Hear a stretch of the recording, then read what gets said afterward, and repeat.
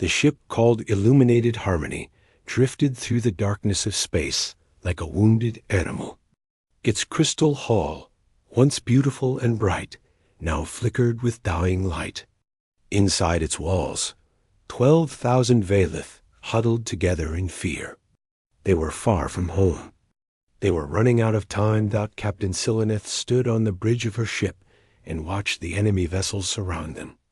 There were 20 Kraxer warships out there, 20 ships full of soldiers who wanted to take everything from her people. She had seen what the Kraxer did to captured species. She had heard the stories of slave markets and laboratories. She would rather die than let them take her passengers. The Valith were not warriors. They had never been warriors. Their bodies were thin and delicate, made of soft tissue that glowed with gentle bioluminescence. They were scholars and merchants, artists and healers. In all their long history among the stars, they had never needed weapons. Other species protected them. Other species valued their knowledge and their peaceful ways, but now there was no one to protect them. "Captain," said her navigator, a young male named Terrell. His glow was pale with fear. "The Kraxer are hailing us again. They demand our surrender." Sileneth did not answer. She was looking at the tactical display, counting the enemy ships, measuring their weapons. The Illuminated Harmony had small defensive shields and no guns at all. They were a colony ship carrying refugees to a new home. They carried families. They carried children. They carried the hopes of an entire community. And now they would all become slaves. "Put them on screen," she said quietly. The face of Warlord Dexirac appeared before her. He was Kraxer, which meant he was terrifying to look at. His species had evolved on a harsh world where only the strongest survived. They had 4 arms, each one ending in claws that could tear through metal. Their skin was thick and armored like natural body protection. Their eyes were small and cruel, set deep in skulls that could take tremendous punishment. "Little glowing creature," Pexarach said with a smile that showed rows of sharp teeth. "You have made me wait. I do not like to wait. Surrender your ship now, and I will only take half of your passengers for the slave markets. Make me wait longer, and I will take them all. Make me wait even longer than that, and I will give the children to my scientists for their experiments." Sileneth felt her light dim with horror. Behind her, she heard crew members crying softly. She heard prayers being whispered to gods who seemed very far away. "We are a peaceful vessel," she said, keeping her voice steady. "We have done nothing to the Kraxer Dominion. We are simply traveling to our new colony. Please, let us pass." Dexirac laughed. It was an ugly sound. "You misunderstand, little creature. You are in our space now. Everything in our space belongs to us. That includes you. That includes your children. That includes your very bodies and minds. You have 10 of your minutes to lower your shields. After that, we will lower them for you." The screen went dark. Sileneth stood very still. Around her, the bridge crew looked at her with desperate eyes. They wanted her to save them. They believed she could find a way. But she was just a ship captain, not a miracle worker. She had no weapons, no allies, no hope, or did she? She moved to a console that had not been used in decades. It was covered in dust and warning labels. Every Valith captain knew about this console, but hoped they would never need it. It was connected to a special transmitter, one that broadcast on frequencies the Galactic Council had warned them never to use. These frequencies were monitored by only one species. "Captain," Terrell said, his voice shaking. "What are you doing?" "Calling for help. From who?" "We are in neutral space. No Council species will risk war with the Kraxer to save us. We are alone out here." Sileneth began entering commands. The old console came to life with a soft hum. "We are not calling the Council." Terrell went very pale. His light almost went out completely. "No, Captain, no. You cannot mean to contact them. The stories about their world, about their history, about what they are capable of. They are monsters. They are worse than the Kraxer. The Kraxer will enslave us, Sileneth said simply. They will take our children. They will break our families apart and sell them across the galaxy. The humans might do the same thing. Or they might not. At least with the humans, there is a chance. With the Kraxer, there is no chance at all. She pressed the final button. The transmitter sent out a signal. It was a simple message, translated into every known language. It was a cry for help from the darkness. It was a message that said, "We are surrounded. We are going to die. Our children are with us. Please, if anyone can hear this, please help us." The signal traveled outward at the speed of light. It passed through empty space where no ships flew. It passed through dust clouds and asteroid fields. It passed through the cold void between stars. And somewhere in that void, something heard it. Sileneth did not know if she had saved her people or doomed them. The humans were called Deathworlders for a reason. They came from a planet called Earth, a world so dangerous that simply living there was considered impossible by most galactic standards. Their gravity was crushing. Their atmosphere was toxic. Their world was full of predators and disasters and violence. And the humans had not just survived on this terrible world. They had conquered it.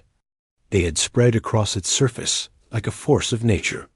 They had built cities and nations and empires. They had developed weapons and technologies that made other species tremble. And then they had come to the stars. The Galactic Council kept them at arm's length. The Council gave them trade rights, but not full membership.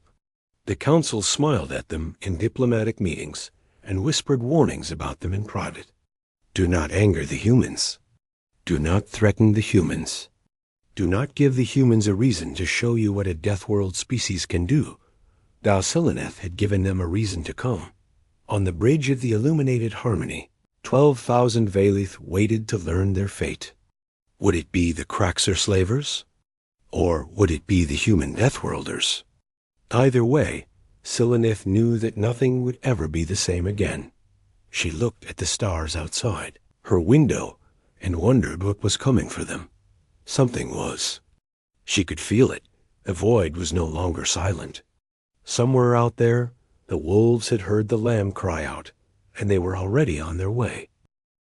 Admiral Helena Vance was 52 years old. She had served in the United Earth Navy for 30 years. She had fought in 3 wars, commanded 12 ships, and buried more friends than she cared to remember. Her face was lined with age and stress. Her hands were scarred from an engine fire that had almost killed her 20 years ago. Her hair was gray and cut short in military style. She was sitting in her ready room aboard the UEN, Adamantine Resolve, reading reports about supply lines and patrol routes. It was boring work, but necessary. The Adamantine Resolve was the flagship of a small patrol group operating in neutral space. Their job was to protect human merchant ships and show the flag. Nothing exciting ever happened out here. Then the distress signal came. It cut through every channel on the ship. It overrode every system. It filled the bridge with a sound that made every human officer stop what they were doing and listen. The message was in a language called Valith, but the ship's computer translated it instantly. The words appeared on every screen and echoed from every speaker. To any who can hear this message, we are the colony ship, Illuminated Harmony. We are carrying 12,000 refugees, including many children. We are surrounded by Kraxer warships. They are going to take us as slaves. We have no weapons. We cannot fight. We cannot run. Please, if anyone can hear us, please help. Our children are aboard. Please, anyone, help us. Admiral Vance was on her feet before the message finished. She walked onto the bridge with quick, purposeful steps. Her officers were already at their stations, pulling up data, calculating distances, analyzing the situation. "Report," she said to her tactical officer. A young woman named Lieutenant Shun spoke first. "The signal is coming from coordinates in deep neutral space, Admiral. About 14 hours away, at maximum burn. The source is a Valith colony ship. We are detecting approximately 20 Craxer warships in the same area." 20 ships, Vance repeated. "And how many do we have?" 7, Admiral. Plus 3 supply vessels that have no combat capability. Commander Jackson, her executive officer, stepped forward. He was a large man with a calm voice and worried eyes. "Admiral, we need to discuss this carefully. The Craxer Dominion has a non-aggression treaty with the Galactic Council. If we intervene in this situation, we could start a diplomatic incident. Earth Command will not be happy. The politicians will not be happy. We could be looking at serious consequences." Vance was quiet for a moment. She looked at the main view screen, which showed the stars stretching out into infinity. Somewhere out there, 12,000 innocent beings were waiting to be enslaved. Somewhere out there, children were crying, and parents were trying to comfort them, even though they had no hope left. 14 hours, she said softly.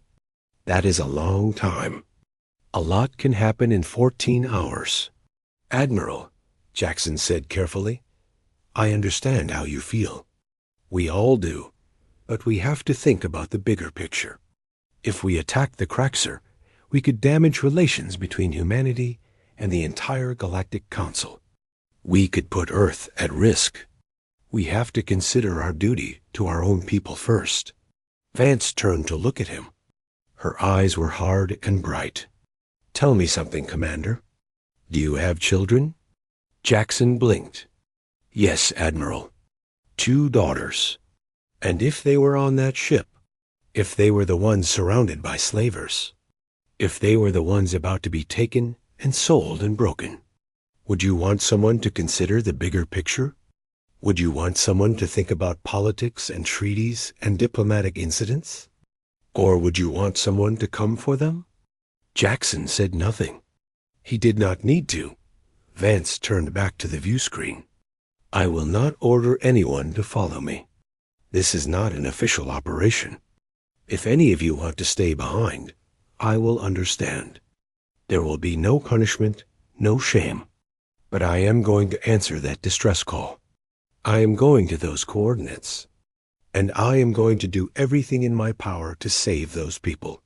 She opened a channel to the entire fleet. Her voice went out to all 7 combat ships and the 3 supply vessels. It reached every officer and every crew member under her command. "This is Admiral Helena Vance. You have all heard the distress signal. You all know what it means.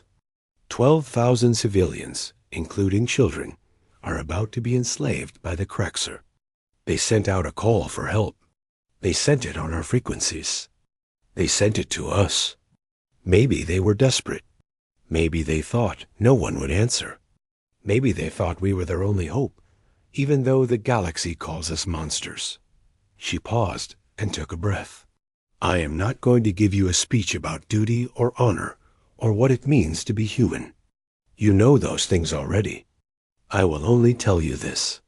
When I first joined the Navy, I swore an oath to protect the innocent. It did not say innocent humans. It did not say innocent citizens. It said innocent. And there are 12,000 innocent people out there who need our help." She looked around her bridge at the faces of her crew. She saw fear in some of them. She saw doubt in others. But in all of them, she saw something else. Something that made her proud to be their commander. She saw determination. "I am going to answer that call. Anyone who wants to join me, plot a course and engage engines at maximum burn. We have 14 hours to get there. That is enough time to plan. That is enough time to prepare. And that is enough time to remind the Craxer why the galaxy calls us Deathworlders." She ended the transmission, For a long moment, nothing happened. Then Lieutenant Chun spoke up. "Admiral, the destroyer Relentless has plotted an intercept course. They are moving into formation. The cruiser Vigilance is with us," another officer reported. "The destroyer Iron Will is engaging engines. The frigate Defiance is coming alongside." One by one, every ship in the fleet fell into line. Not because they were ordered to, not because they had to, but because they were human. And humans do not ignore a cry for help. Commander Jackson moved to stand beside Admiral Vance. "Well," he said quietly, "I suppose I should tell my wife I might be late for dinner." Vance allowed herself a small smile. "You should tell her you might be starting a war. She will understand. She knows what kind of man she married." The fleet accelerated into the void. 7 warships carrying 1,000 sailors. 1,000 humans from a world of crushing gravity and terrible weather and endless violence. 1,000 Deathworlders who had heard a lamb crying out in the darkness. They did not know what they would find when they arrived. They did not know if they would win or lose. They did not know if they would live or die, but they knew one thing. They were coming. And nothing in the universe was going to stop them, in the ready room of the adamantine resolve.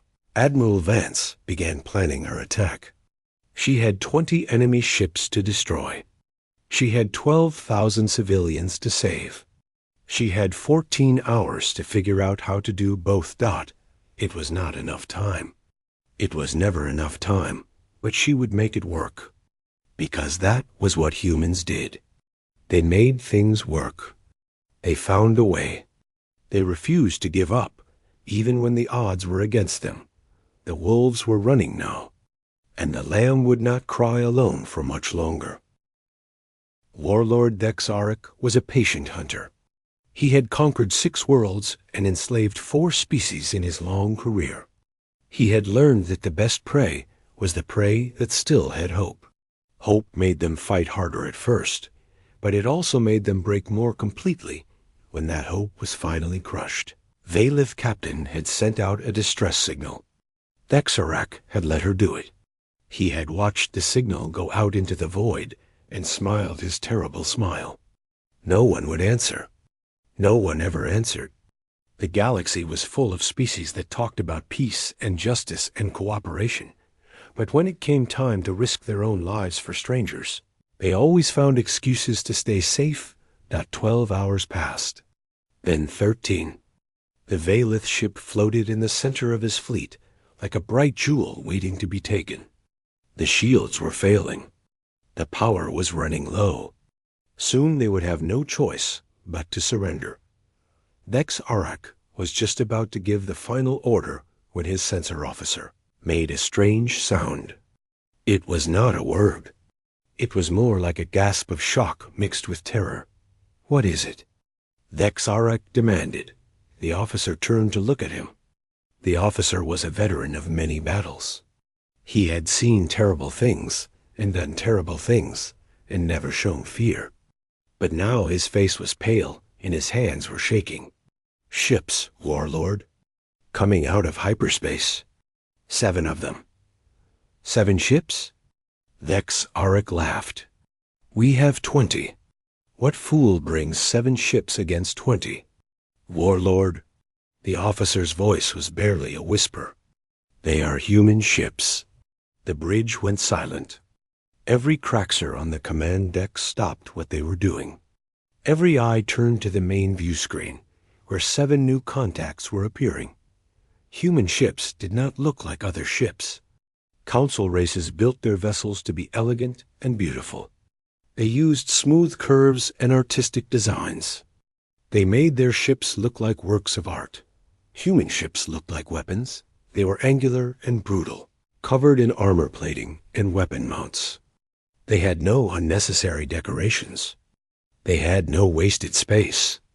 Every part of them was designed for one purpose, and one purpose only: to destroy the enemy and survive the destruction in return. The lead ship was the largest. It was a battle cruiser, nearly twice the size of any Craxer vessel. Its hull was covered in scars and patches from previous battles. Its name was painted on the side in bold letters that even the Craxer could read. When Adamantine Resolve. Warlord, the communications officer said nervously. They are hailing us. Desarak forced himself to remain calm. Humans were dangerous, yes. Everyone knew that. But they were also far from home. They were outnumbered nearly 3-1, and they had no authority to be here. This was neutral space. The humans had no treaties with the Velith. They had no reason to interfere. Put them on screen, he ordered. The face of a human female appeared. She was old by human standards, with gray hair and lined skin. Her eyes were dark and steady. She did not look afraid. She did not look angry. She looked like a predator that had just found its prey. I am Admiral Helena Vance of the United Earth Navy, she said. Her voice was calm and clear. You are currently surrounding a civilian vessel carrying 12,000 non-combatants. You have 60 seconds to power down your weapons, move your ships to a distance of 5,000 kilometers, and release any hostages you may have taken. Deathworlders stared at her. Then he began to laugh. It was a loud, mocking laugh that echoed across his bridge. Human female, he said when he could speak again. You are far from your territory. You have no authority here. You have no treaties with these glowing creatures. And you have only 7 ships against my 20. I suggest you turn around and go home before I add your crew to my slave collection. The human did not flinch. She did not blink. She simply waited for him to finish speaking.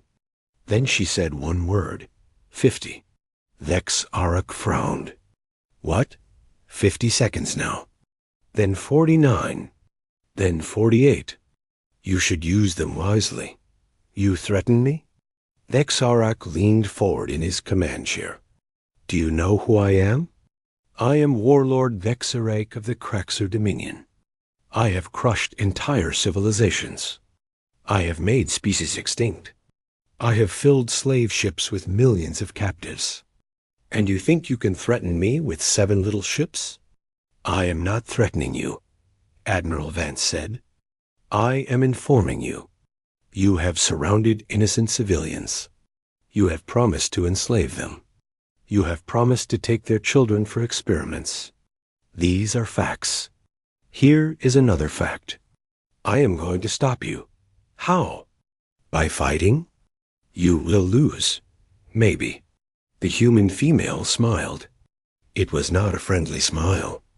It was the smile of something dangerous that had finally been set loose. But even if we lose, we will hurt you. We will hurt you badly. You might destroy all 7 of my ships. But I promise you this, Warlord. You will not have 20 ships when this is over. You might have 10. You might have 5. You might have none at all. And every Craxer who dies today will die because you refuse to let innocent people go. Deathworlders felt something cold move through his chest. It was not fear. He refused to call it fear. It was simply caution. Reasonable caution. You would die for strangers? He asked. You would sacrifice your ships, your crews, your own life for creatures you have never met? Creatures who are not even your species? Admiral Vance nodded slowly. Yes, that is exactly what I would do. That is what any human would do. Because where we come from, we have a word for people who hurt children. We have a word for people who enslave the helpless. And we have a word for what happens to those people when we find them. What word? Consequences. She leaned forward, and her eyes seemed to burn with cold fire. Your 60 seconds are up, Warlord. Make your choice. Let the Velith go and live. Or keep them and learn what a Deathworld species does to those who threaten the innocent. Deathworlders looked at his tactical display. 7 human ships against his 20. The numbers were on his side. The firepower was on his side. Everything logical said he should win, but something in the human's eyes made him hesitate. Something in her voice made him doubt. The humans came from Earth. Earth was a world of poison and violence and death. Earth was a world where everything tried to kill everything else. And the humans had not just survived that world. They had conquered it. What kind of species conquered a death world? For one moment, Dexarak considered retreating. For one moment, he considered letting the Valith go, and his pride took over. He was Warlord Dexarak. He had never retreated. He had never backed down. He would not start now. Not for 7 ships. Not for humans. Not for anyone. All ships, he commanded. Open fire. The Kraxer fleet launched their weapons. Missiles streaked across the void. Energy beams lit up the darkness.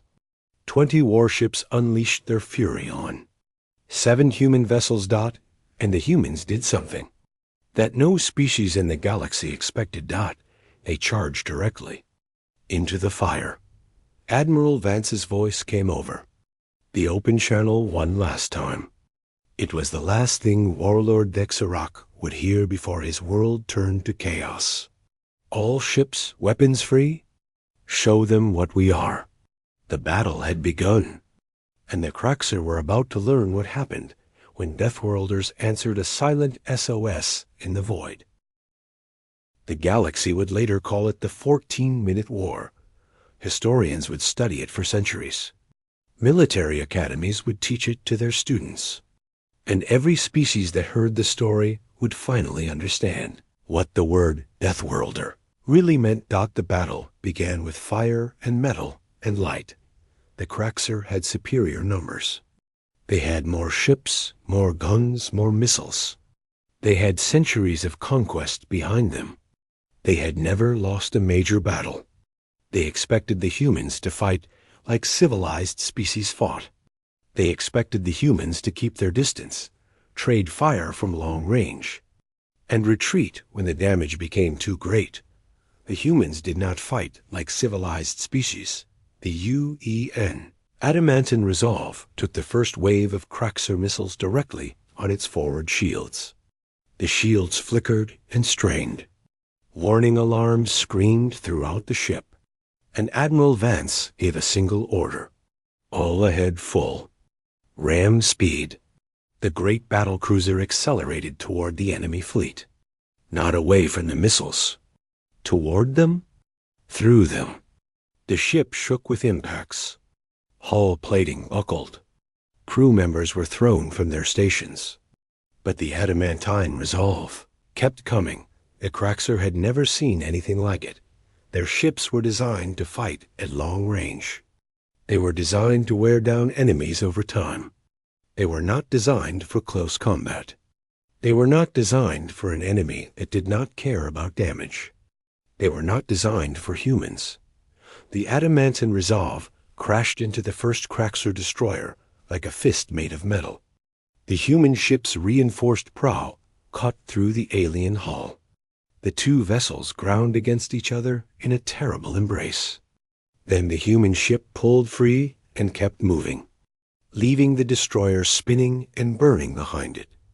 On the bridge, Admiral Vance stood at her command station with blood running down her face from a cut on her forehead. She did not notice. She was too busy directing her fleet. Relentless, take out their left flank. Vigilance, cover the Valith ship. Iron will with me. The human ships moved like a pack of wolves. They did not fight as individuals. They fought as a unit, covering each other, supporting each other, coordinating their attacks with deadly precision.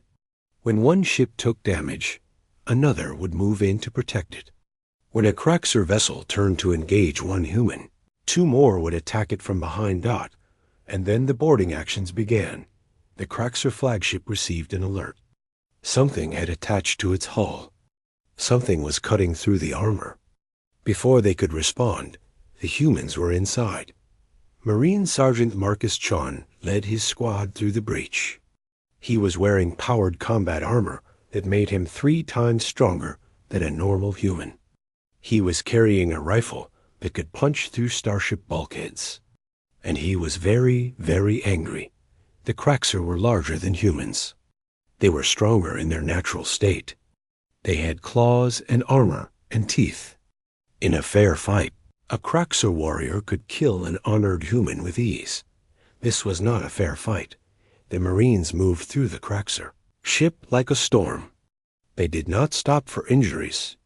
They did not stop for obstacles. When bulkheads blocked their path, they cut through them. When Kraxer warriors attacked them, they killed them and kept moving. When sections of the ship depressurized, they simply sealed their armor and continued fighting in vacuum. The Kraxer had never faced an enemy like this. They had conquered species that were smarter than humans. They had conquered species that were stronger than humans. But they had never conquered a species that simply refused to die. A Kraxer warrior shot Corporal Williams in the chest. The armor took most of the impact, but the force knocked her down and cracked 3 of her ribs. She got back up. She shot the warrior. She kept fighting. Private Jackson lost his left arm when a Kraxer blade cut through his armor at the joint. He switched his rifle to his right hand. He kept fighting. Sergeant Chun took a claw strike that would have killed any other species. The blow opened his armor and tore through his side. He could see his own blood floating in the zero-gravity environment. He could feel his body going into shock. He injected himself with combat stimulants, sealed the wound with emergency foam, and kept fighting. This was what it meant to be human. This was what it meant to come from Earth. Humans had evolved on a world that tried to kill them every single day. They had survived ice ages and plagues and predators. They had survived volcanic eruptions and asteroid impacts. They had survived each other. And through all of that survival, they had developed one trait that no other species in the galaxy possessed: stubbornness. Humans did not know when to quit. They did not understand the concept of acceptable losses. When they started fighting for something, they did not stop until they won or died. And sometimes, not even death could stop them. The Kraxer fleet began to crumble. One destroyer was rammed and torn apart by the adamantine resolve. Another was boarded and captured by human Marines. 2 cruisers collided while trying to escape the Iron Will. A battleship exploded when the Vigilance targeted its reactor core with a sustained barrage. Warlord Dexarak watched his fleet die around him. He had started with 20 ships. Now he had 11. Then 8. Then 5. Retreat, he ordered. His voice was shaking. All ships retreat. But it was too late. The humans had surrounded them. The hunters had become the hunted. Admiral Vance appeared on his view screen again. Her face was bloody and her uniform was torn, but she was smiling. It was a terrible smile. It was the smile of a predator that had finally caught its prey. "You should have let them go," she said quietly. "You should have just let them go. Please." Vexarak could not believe the word was coming from his own mouth. He had never begged in his life. "Please, stop this. I surrender. I surrender completely. Take the Valith. Take my ships. Take everything. Just stop. All ships, cease fire." The guns went silent. The missiles stopped flying. The void grew quiet except for the creaking of damaged hulls and the distant hiss of escaping atmosphere. Admiral Vance looked at the warlord who had conquered 6 worlds. She looked at the master of slaves who had broken entire species. She looked at him and saw what he really was beneath all the armor and weapons and cruelty. She saw a coward. A bully who had never faced an enemy he could not crush with superior numbers. A tyrant who had never been challenged by something that refused to be afraid. "Your surviving ships will power down all weapons and prepare to be boarded," she said. "Your crews will surrender peacefully. Any resistance will be met with maximum force. You have 1 minute to comply. Yes, yes, of course. Anything you say? Vexarach looked around at the remains of his fleet. Of the 20 ships he had brought to capture the Valith, only 4 remained intact. The others were destroyed or drifting without power. Hundreds of his warriors were dead. His reputation was ruined. His power was broken. He had learned what a death world species could do. He had learned what happened when humans answered a silent SOS in the void. And somewhere nearby, 12,000 Valith were watching through the windows of their battered ship. They were watching the fires of destroyed Kraxer vessels lighting up the darkness. They were watching human ships moving through the battlefield like guardian angels. Captain Sileneth stood on her bridge and wept with relief. She had called for help, and help had come. The monsters that the galaxy feared had turned out to be saviors. But the battle was not the end of the story. It was only the beginning. Because now the humans were coming aboard. And the Valith were about to learn that Deathworlders could be gentle too. The illuminated harmony was dying. Its power systems were failing. Its life support was struggling. Its hull was cracked in a dozen places. But its passengers were alive. And that was all that mattered. Captain Sileneth stood on her bridge and watched the human shovels approach. They came from all 7 surviving Earthships, small craft filled with beings she had never met, but who had risked everything to save her people. She should have been grateful. She was grateful. But she was also afraid. The humans were Deathworlders. Everyone knew the stories. They came from a world of poison and violence. They had a history filled with wars and conquests. They had destroyed their own planet before learning to take care of it. They were capable of terrible cruelty. What if they had only saved the Valith to take them for themselves? The first shuttle docked with a heavy clang that shook the wounded ship. The airlock cycled open, and then the humans came aboard. Sileneth had expected soldiers. She had expected warriors with weapons and hard eyes. She had expected conquerors coming to claim their prize. She had not expected doctors. The first humans through the door wore medical uniforms marked with red symbols. They carried bags of supplies and equipment. They moved quickly but carefully, their eyes scanning the corridor for injured Valith. When they saw a young male with a broken arm, 2 of them immediately went to him and began treating his wounds. "Easy there," one of the humans said. His voice was deep and warm. "We are here to help. Can you understand me?" The young Valith nodded, his light flickering with fear and confusion. "Good. My name is Dr. James Martinez. I am a physician from the UEN Vigilance. We are going to take care of you now. You are safe." More humans came through the airlock. Engineers to repair the ship. Soldiers to provide security. Officers to coordinate the rescue. They filled the corridors of the illuminated harmony with their heavy footsteps and loud voices. But they were not loud in an aggressive way. They were loud because they were working fast. They were loud because they were calling out for wounded.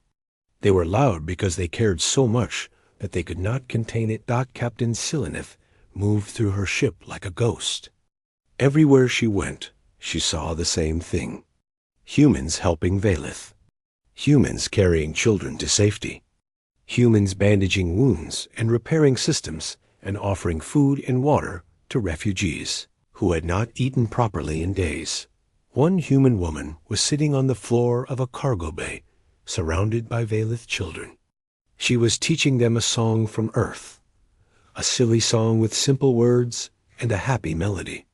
The children were singing along, their lights glowing brighter than they had in weeks. In the medical bay, human doctors were treating severe injuries with technology that Valith physicians had never seen. They worked with calm efficiency, never stopping, never resting, never giving up on anyone. In the engineering section, human technicians were rebuilding the power core. They worked in conditions that would have killed any Valith. The heat was extreme. The radiation was dangerous. But the humans just put on protective suits and kept working. And then Admiral Vance came aboard. She walked through the corridors of the illuminated Harmony like a queen surveying her kingdom. But she was not looking at the ship. She was looking at the people. When she saw injured Valith, she stopped to check on them. When she saw frightened children, she knelt down to speak with them. When she saw crew members working to save the ship, she thanked them personally. Captain Sileneth found her in the main passenger area. 12,000 Valith were gathered there, refugees who had left their homes to find a better life. They had almost lost everything. Now they were watching the humans who had saved them with wonder and confusion. Admiral Vance saw Sileneth and walked toward her. The human was smaller than she had appeared on the view screen. She was shorter than most Valith, though she was much heavier. Her face was bruised, and her uniform was torn and stained with blood. But her eyes were kind. "Captain Sileneth," she said, "I am Admiral Helena Vance. I wanted to speak with you personally." Sileneth did not know what to say. What words could express what she was feeling? Thank you seemed too small. Gratitude seemed too simple. How did you thank someone for saving 12,000 lives? "Why?" she finally asked. "Why did you come?" "We are nothing to you. We have no treaties with your people. We have nothing to offer you. The Galactic Council will be angry. Your government might punish you. Why did you risk everything for us?" Admiral Vance was quiet for a long moment. She looked around at the Valith refugees. She looked at the children playing with human toys.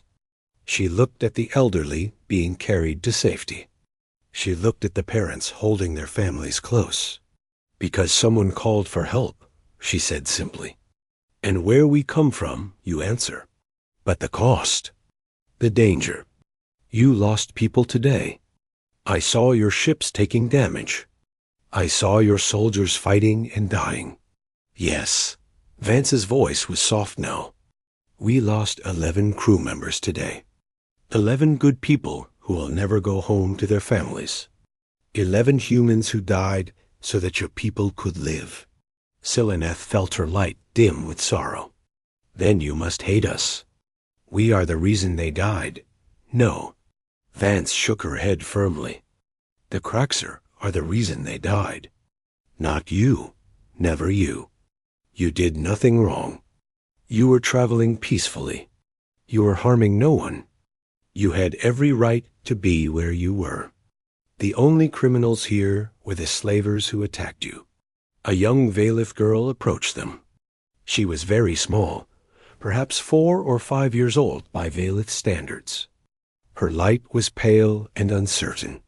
She looked at Admiral Vance with wide, curious eyes. "Are you the monster?" she asked in a tiny voice. Vance knelt down so that she was at the child's level. Her old knees cracked as she moved. "What do you mean, little one?" "My mother said the humans were monsters. She said you come from a world of death. She said you are dangerous. But you helped us. Monsters do not help people. So are you really a monster?" Admiral Vance smiled. It was a sad smile, full of weight and history. "I suppose it depends on who you ask. Some people think we are monsters because of what we can do. Because we come from a hard world that made us hard too. Because we have done terrible things in our past, things that we are not proud of." She reached out and gently touched the child's shoulder. Her scarred hand looked rough against the soft glow of Valith's skin. "But I think being a monster is not about what you can do. It is about what you choose to do. The Kraxer could have let you go. They chose to hurt you instead. That makes them monsters. We could have ignored your distress call. We could have stayed safe and far away. We chose to come and help instead. Does that make us monsters? I do not know, but I hope not." The child considered this for a moment. Then she did something that made every Valeth in the room gasp with surprise. She hugged the human dot. It was a small hug, the hug of a child who did not understand politics or history or fear. It was pure and simple and true. And Admiral Helena Vance, veteran of 3 wars, commander of fleets, destroyer of the Kraxer force, began to cry. She wrapped her arms around the small Valeth girl and held her gently. Tears ran down her weathered face. And for a moment, she was not an admiral, or a warrior, or a Deathworlder. She was just a person who had done the right thing and been thanked for it. Captain Sillineth watched this scene and finally understood. The humans were not monsters. They had the capacity for terrible violence, yes. They came from a world that had forged them in fire and blood. They could destroy fleets and conquer nations and break the spirits of their enemies. But they could also be gentle. They could be kind. They could sacrifice themselves for strangers they had never met. They could fight and kill and die for the simple reason that someone needed help. The Galactic Council would be angry. Diplomats would argue. Politicians would make threats. The universe would keep turning and empires would rise and fall and species would come and go. But in this moment, on this wounded ship, surrounded by refugees who had almost lost everything, a child was hugging a Deathworlder, and the Deathworlder was crying with joy. Captain Sillineth approached Admiral Vance. She reached out and placed her hand on the human shoulder. "Thank you," she said. "Thank you for answering our call. Thank you for being our monsters." Vance looked up at her with wet eyes and a tired smile. "Anytime, Captain. That is what we are here for. To be the thing that evil is afraid of. To be the answer when someone cries for help in the darkness." She stood up slowly, still holding the child's hand. "Now let us get your ship repaired and your people to safety. You have a colony to build. And if anyone ever threatens you again, just call us. We will come." The illuminated Harmony limped through space toward its destination, surrounded by human warships. 12,000 Valeth refugees looked out their windows at the alien vessels. That had saved them, and Captain Sillineth finally understood why the Deathworlders had answered her silent. SOS, because they remembered what it was like to be small and scared and alone. Because they had chosen to become the thing that the darkness feared. Because somewhere in their violent hearts, the humans had never lost the ability to hear a lamb crying in the void, and they would always answer. Always.